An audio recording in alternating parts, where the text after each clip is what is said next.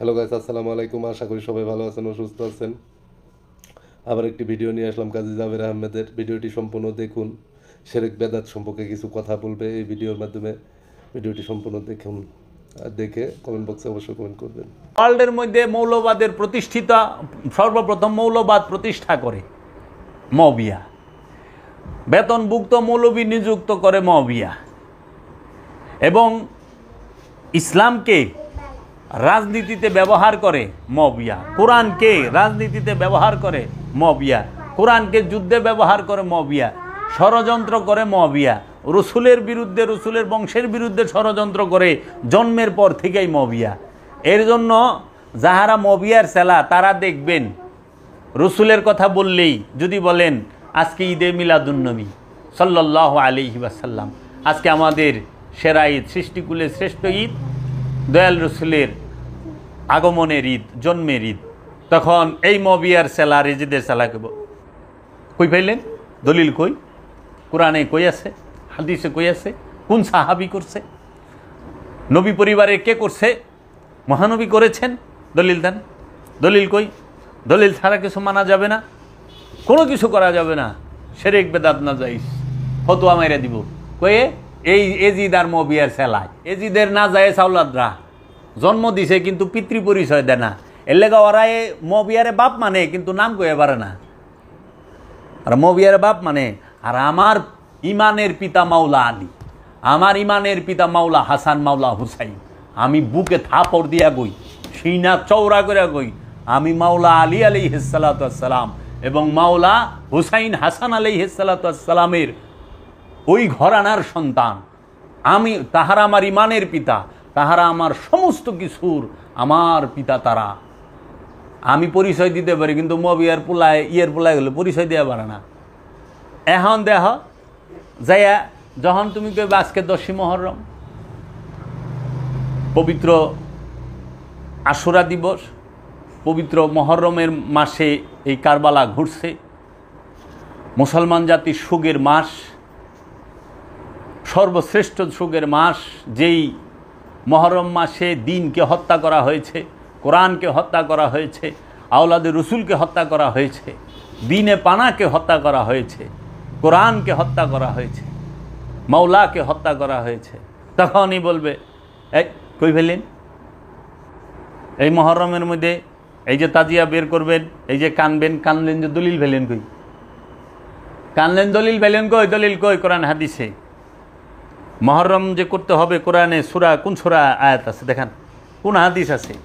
দলিল কো? ও দলিল তো নাই। তো তোর বাপে মরলে যে তুই কান্দস, দলিল কই ভাইলি? কোরআনে কই আছে? মোল্লার বউ মরলে কান্দন লাগবো কু?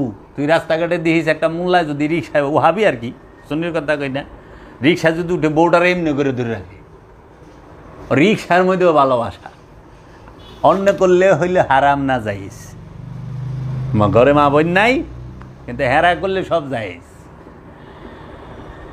কারণ এগো কই খেয়ে রে এরা মাইকটা কইতু, সাধারণ মানুষে কয় না, সাধারণ মানুষে তো বিরোধিতা করে না, করে না, করেই মৌলবী, ও করেও বেশি কয়ও বেশি। তাহলে মুহররম মোল্লার কাছে, ওহাবির কাছে, সবার কাছে না, একমাত্র ওহাবি চালাবে। এই ওহাবি সিনার ফর্মুলা দিয়ে দিতেছে, যেই মোল্লাই কইব কি ঈদে মিলাদুন্নবী না যায় শিরক বেদাত, ওইটাই ওহাবির বাচ্চা এবং মৌবিয়া এজিদের না যায় আওলাদ।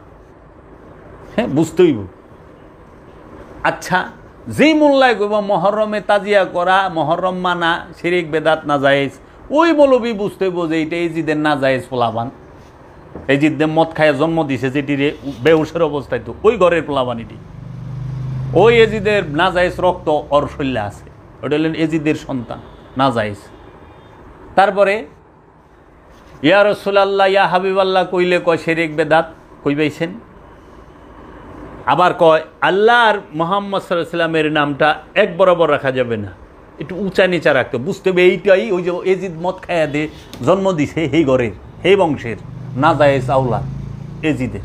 অগসুল কানি খালি মোহাম্মদ আর আলে মোহাম্মদ লয়া দেখো, মহানবী আর আলে রসুল এবং আলে রসুল লয়া তা গোসুল কানি খাও জানি লাগে জানি ওরা ইমাম আবু সুফিয়ানের উপরে আর আবু সুফিয়ান পোলার উপরে আনছে, ওরা ইমান কি মৌবিয়া এজিদের উপরে আনছে, তাই তো দেখা যায়। তাই কইছিল যেই নবীর কালমে পড় সেই নবীর বংশের আওলাদের সেই নবীর সন্তানের কল্লা কাটো কেমন মুসলমান।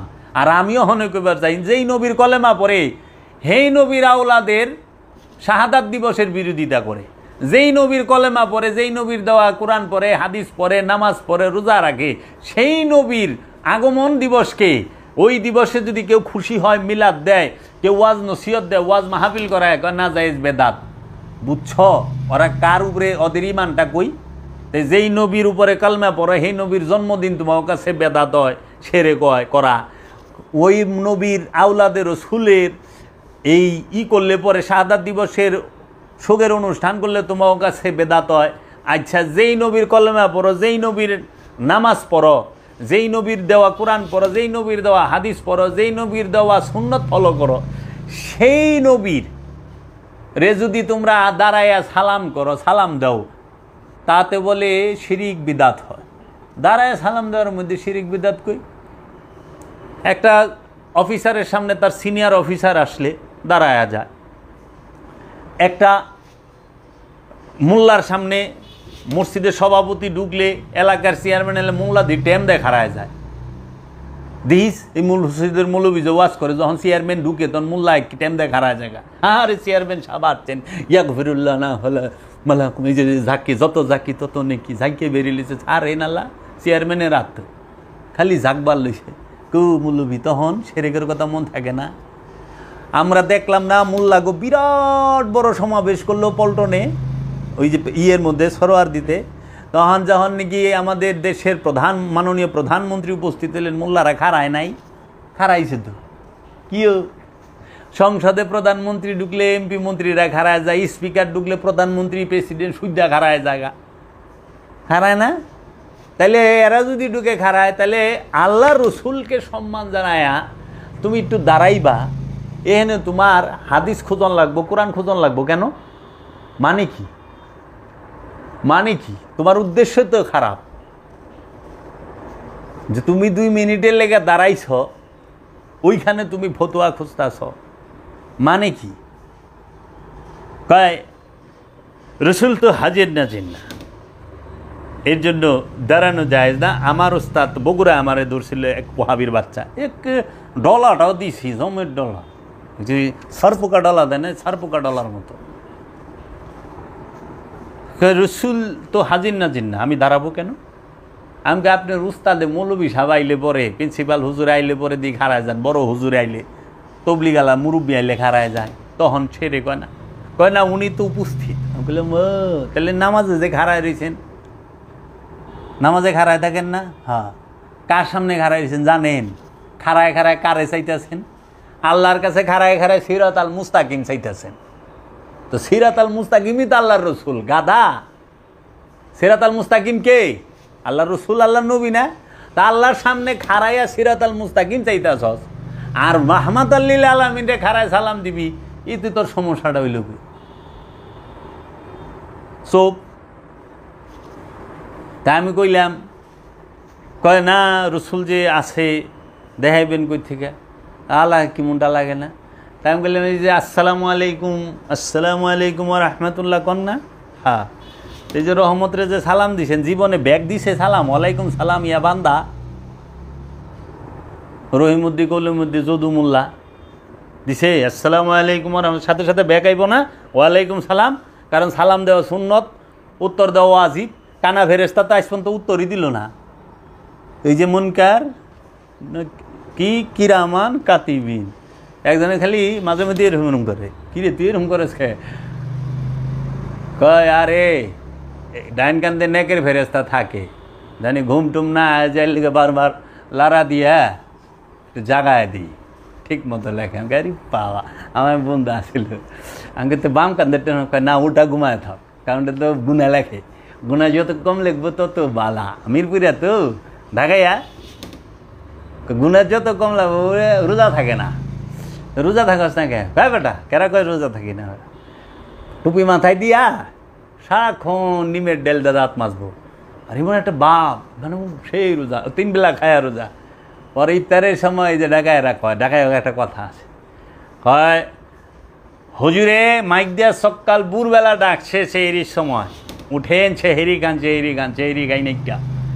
এক অন্যায় করছি, কবিরা গুনা, আল্লাহ মাফ করবো না, আল্লাহ মাফ করবো না। আচ্ছা, রোজা ফরজ, আল্লাহর হুকুম, রোজা রাখি নাইকা, ফরজ হুকুম, এইটা মানি নাই, আল্লাহ মাফ করবো না, গুনাহগার হয়ে গেছি, কবিরা গুনাহ করছি। আল্লাহ বেটা অহনি ইফতার না করে জাহান্নামে যাইবার কাছে দেখি, সেহরি খাই নাই এক অন্যায় করছি, ইফতার করি নাই, রোজা রাখি নাই আরেক অন্যায় করছি, বেটা অহনে ইফতার না করে জাহান্নামে যাবো নি, এর লেগে ইফতার কর। বুঝছেন, এই হইল ফতুয়ায় ঢাকাইয়া।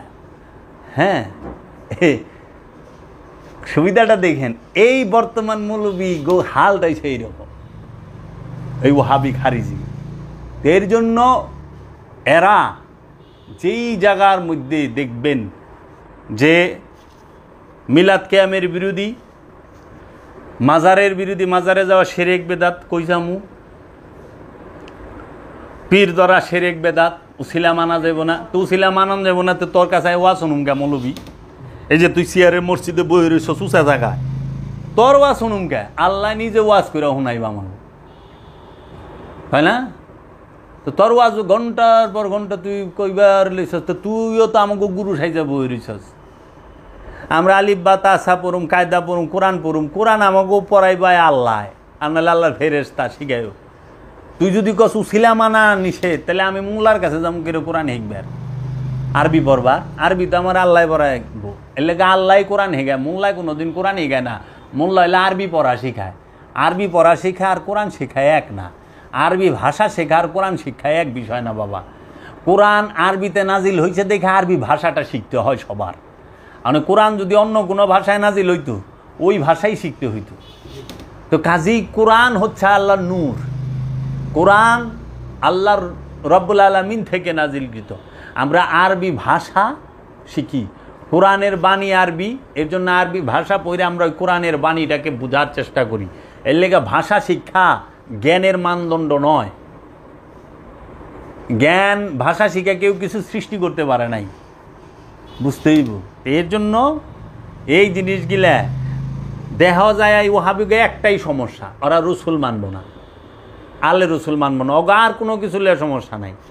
দাড়ি টুপি জুব্বা কুব্বা বাড়ি ঘর, এই তোমার যে কোরআন হাদিস মসজিদ মাদ্রাসা গিলা এত বেদাত বেদাত করি।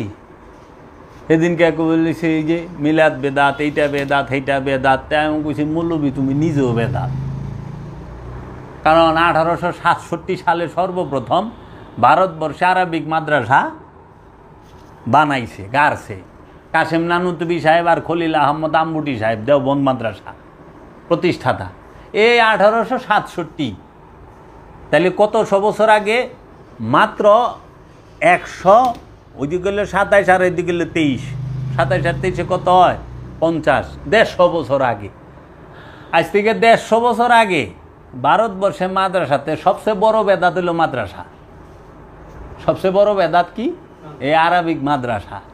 এটা রসুলের জমানায় ছিল না, সাহাবীর জমানায় ছিল না, তাবিনের জমানায় ছিল না, তাবিনের জমানায় ছিল না। আচ্ছা, কোনো কিতাব মানে কোরআন শরীফ, কোরআন মাজিদ বাদে হাদিসের যে কিতাব, এটাও বেদাত।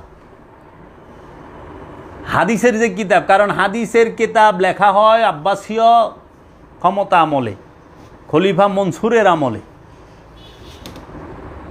তাহলে হারুনুর রশিদ, মামুনুর রশিদ এগো আমলে, মহানবীর উফাতেরও 250 বছর পরে। তো মহানবীর ইন্তেকালের 250 বছর পরে হাদিসের বই লেখা হয়, হাদিস লেখা হয়। তা মহানবীর হাদিস লেখা হয় কবে? মহানবীর ইন্তেকালের 250 বছর পরে।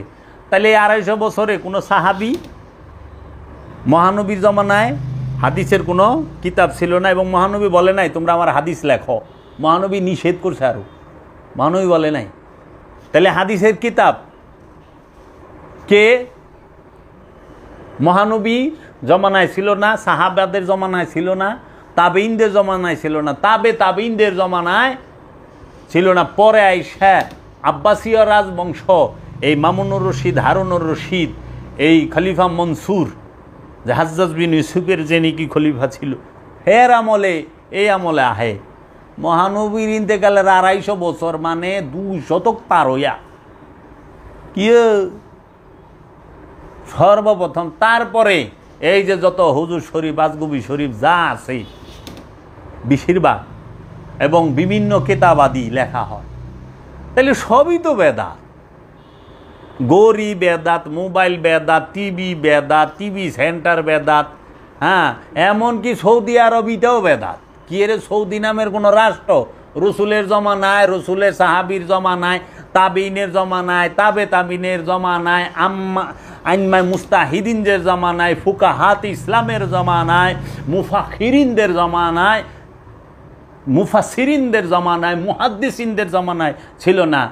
এই যে আজকে কয় তারিখ, এখন হলো সেপ্টেম্বরের, আজকে 21 তারিখ না, 21 তারিখ সেপ্টেম্বর 2023 সাল। আজকে এই 23 তারিখ, 23শে সেপ্টেম্বর হইল সৌদি আরবের স্বাধীনতা দিবস,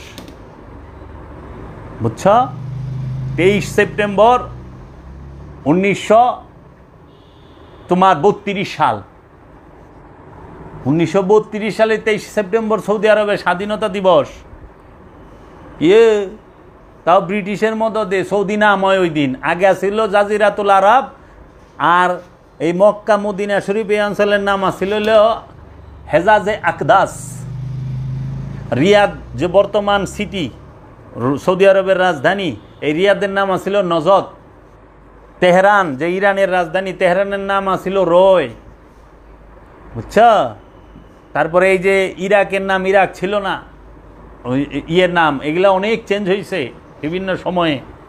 যেরকম আগে আমাকে ওই যে এলাকায় পেটকাটা ছিল না, এলাকার নাম সিঙ্গার থানা, পেটকাটা অন হয়েছে ইসলামনগর। পেটকাটা খারাপ না যায়, এই কেরানীগঞ্জ এক গ্রামের নাম ছিল ছাগলাকান্দি, অনে ওইটা ছাগলাকান্দির থেকে ইসলামনগর হয়েছে। সিরাজনগর, ইসলামনগর, মুসলিমনগর, মুসলিমাবাদ, ইসলামাবাদ, সব জন্মেছে এই জন্য। সাইরা গ্রামের নাম শুনছ? কানারসর, বক্সর, মুসুরি খোলা, ঢালিকান্দি, উরিত্তের নাম দেহ অ্যাটমের মতো নাম। তো এর জন্য এইগুলা, এই ওহাবির বাচ্চারা রসুলের বিষয় লয়ে চুলকানি, আর কিছু লয়ে চুলকানি না, পিরলি লয়ে চুলকানি, উসিলা লয়ে চুলকানি, সাফায়াত লয়ে। রসুল সাফায়াত করতে পারবো না, কিন্তু মোল্লায় আরবি পড়া মুখস্থ করলে বাস, এক মোল্লায় যদি 6236টা আয়াত মুখস্থ করে, হ্যাঁ 10 জন জান্নাতে লয়ে যেতে পারবো। কিন্তু যিনি কোরআন দিছে, যার উপরে কোরআন নাজিল হইছে, যিনি কোরআনের মালিক, যিনি কোরআনের, যার বাণী কোরআন, তিনি সাফায়াত করা পারবো না। এই যে ওয়াবির বাচ্চারা কয়, দেখিস এই যে জাকির নালায়েক মুর্দা কমিটির সভাপতি, তারপরে এই যে যত ওহাবির বাচ্চা আছে সবটিতে কোয়া রসুল বলে সাফায়াত করা পারবো না, নওজুবিল্লাহ। অথচ দেখবি দেওবন্দী কিতাব বলে, আপনার সন্তানকে যদি আপনি কোরআনে হাফিজ বানান, আপনাকে 10 জন লয়ে যাবে হেঁটাই না স্বর্গে, মিনিমাম 10 জন। মাওলানা বানাইলে তো গোষ্ঠী সুদ্ধা। কিরে তুই মুখস্থ করি তোর এত, তা আবার আরবি ভাষা, হ্যাঁ